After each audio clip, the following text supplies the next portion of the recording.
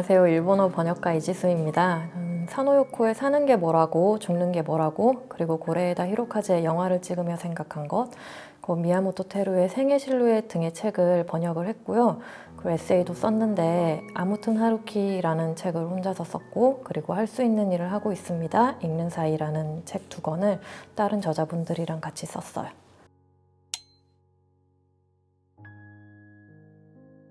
아무래도 고레에다 히로카즈의 영화를 찍으며 생각한 것이 제일 저한테는 좀 중요한 책이었는데요. 그 책을 번역하기 전부터 제가 워낙에 감독님 팬이었고, 책을 작업하면서도 감독님 영화를 하나하나 다시 보면서 진짜 좋은 작업 시간이었어요. 게다가 이 책을 번역한 거를 계기로 감독님도 만난 적이 있거든요. 그래서 저한테는 잊지 못할 한 권의 책이 됐습니다.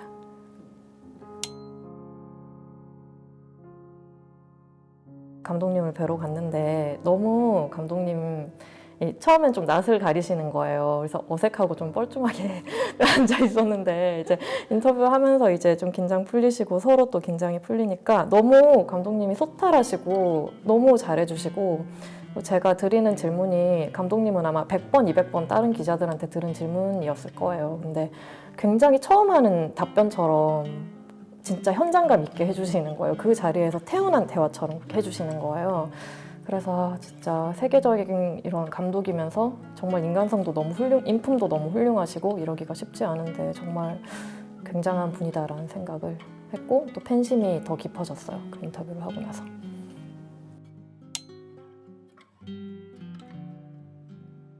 저는 영향이 없을 수는 없다고 생각을 하고요. 오히려 번역가가 의식적으로 이번에는 어떤 다른 문체를 구사해 봐야 되겠다라고 해서 그게 되는 일은 아닌 것 같아요. 그러니까 예를 들어서 예컨대라는 말을 좋아하는 역자도 있고, 뭐 가령이나 예를 들면이라는 말을 선호하는 역자도 있겠죠. 그래서 이제 역자마다 이렇게 무의식적으로 자기가 선호하는 단어들이 다 자기의 번역에 반영이 되는 것 같고요.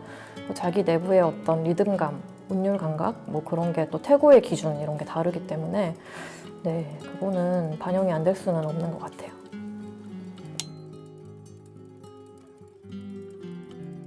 제가 이 질문을 받고 생각을 해봤는데 정말 모르겠는 거예요. 어떤 책이 오래 사랑받고 어떤 책은 또 생명력을 가지고, 그런 거를 잘 모르겠는 게, 책을 만드는 일에 관여를 하는 모든 사람들은 그 파트에서 항상 최선을 다하거든요. 저는 최선을 다해서 번역을 하고, 또 편집자님은 최선을 다해서 편집하시고, 또 마케팅하시고 디자인하시고, 또 기장님은 또 최선을 다해서 인쇄를 하시고 하는데, 어떤 그런 컴비네이션에서 어떤 마법 같은 일이 막 뭐 때도 있는 거겠죠?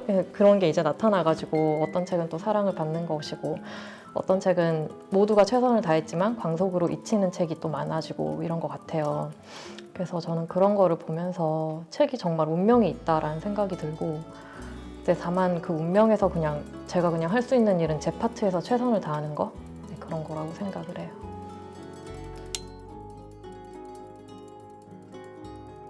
하루키는 10대 때는 어떤 어른의 세계는 이런 거란다 하고 이제 어린 독자였던 저한테 그런 보여줬던 그런 작가였고요. 20대 때는 일본어의 세계에 좀 더 친숙하게 다가가게 만들어준 그런 사람이었고, 그리고 30대 이후부터 이제 지금까지는 성실함을 담고 싶은 그런 작가인 것 같아요.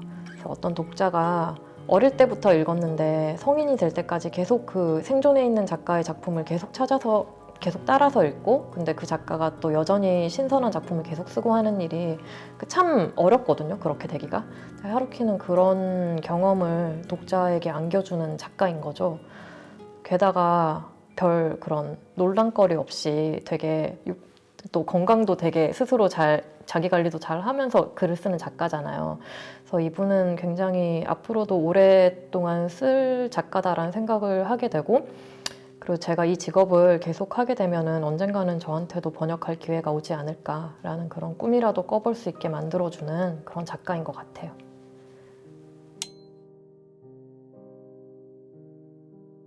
사실은 만나고 싶다는 생각은 해본 적은 없어요. 왜냐면 아무리 좋아하는 사람이라도 만나서 얘기를 나누면은, 뭐 물론 고레에다 감독님은 되게 좋았지만 만나서, 하루키도 좋을 거지만 그래도 뭐 제 머릿속에 있는 것이랑 완전히 같을 수는 없잖아요. 그래서 그냥 머릿속에 그런 중요한, 저한테 뭔가 많은 많은 거를 줬던 작가로서 그냥 남겨두고 싶은 그런 마음이 있는 거예요. 그래서 실제로 만나고 싶은지 잘 모르겠어요.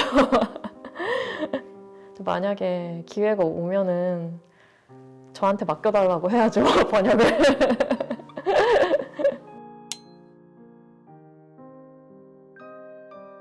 서점은 그 서점에서 책을 사서 오려면 일단 돈이 있어야 되고 집에 그 책을 둘 수 있는 물리적인 공간이 있어야 되잖아요.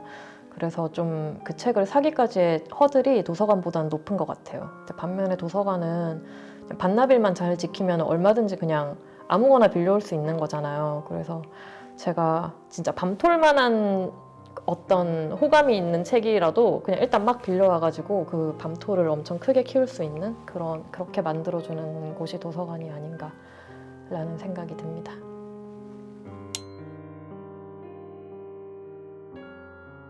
번역가로서는 아무래도 책이 나오고 독자들의 감상을 읽을 때 제일 번역가로서의 보람이 느껴지는 것 같고요. 그러니까 저는 인스타에서 제가 번역한 책 제목을 해시태그를 팔로우해서 정말 하나하나 다 읽거든요.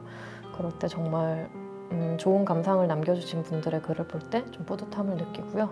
근데 이제 어떤 직업인으로서의 그런 이 직업이 즐겁다, 그런 순수한 즐거움은 번역을 하는 도중에 오는 것 같아요. 그러니까 그날 작업할 분량이 재밌을 때, 그날의 작업이 좀 잘 된 것 같을 때, 그날 부끄럽지 않게 작업한 것 같을 때, 그럴 때 좀 어떤 직업인으로서 보람이 느껴지는 것 같아요.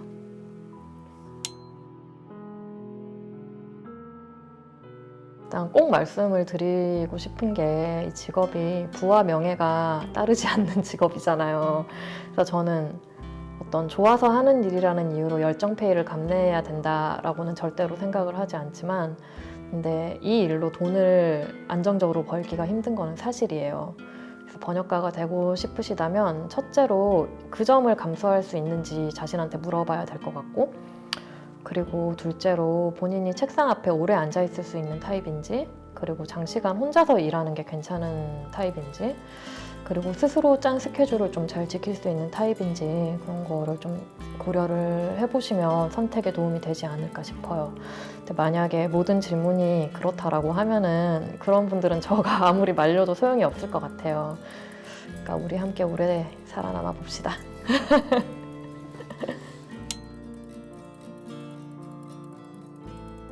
그러니까 기억되고 싶은 거는 사실 거창하지 않은데 저는 거슬리지 않는 번역가가 되고 싶어요.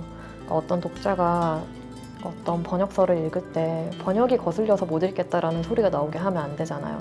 그래서 그냥 정말 유려하고 매끄럽다 이런 감상까지 아니더라도 번역서라는 거를 인식하지 않고 그냥 읽을 수 있는 그런 번역을 하는 그런 역자가 되고 싶은데 잘 되고 있는지는 잘 모르겠는데 꿈을 꿀 수 있는 거니까요.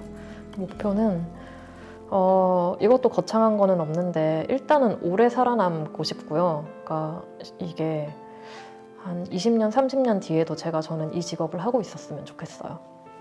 이렇게 오래 하고 싶고, 제가 이제까지는 주로 에세이를 많이 번역을 했었는데 에세이도 좋고 하지만 소설도 하고 싶다. 이게 저의 올해 10년 목표입니다.